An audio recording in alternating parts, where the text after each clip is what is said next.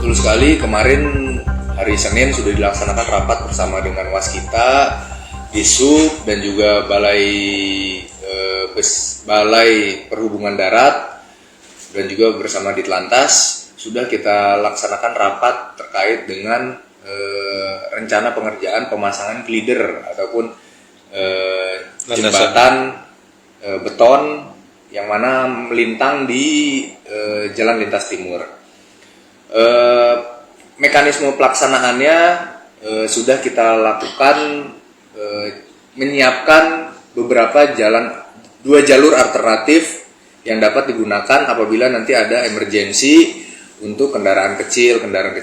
Namun untuk kendaraan besar tetap kita arahkan untuk tetap mengantri di jalannya dengan kita sebar personil gabungan untuk mengantisipasi adanya kendaraan-kendaraan yang melawan arus yang mana nantinya bisa dapat mengunci arus lalu tersebut. Itu prosesnya dimulai kapan dan berapa lama langsung? Direncanakan proses pengerjaan itu di tanggal 5 September.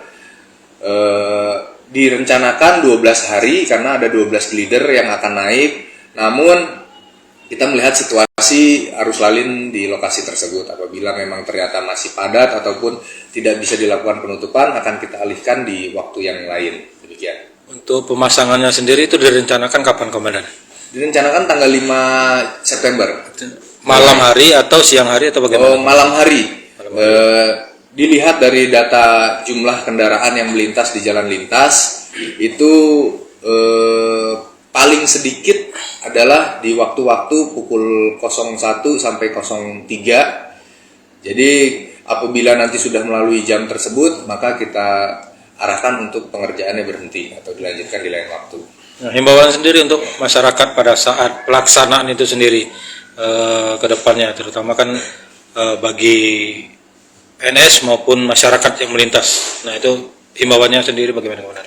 Kita nantinya juga akan mensosialisasikan kegiatan tersebut gunanya agar masyarakat bisa memilih waktu yang tepat untuk melintas di area tersebut. Bisa sebelumnya ataukah setelahnya saja tidak pada saat pengerjaan, menghindari pukul 01 sampai 03 tersebut.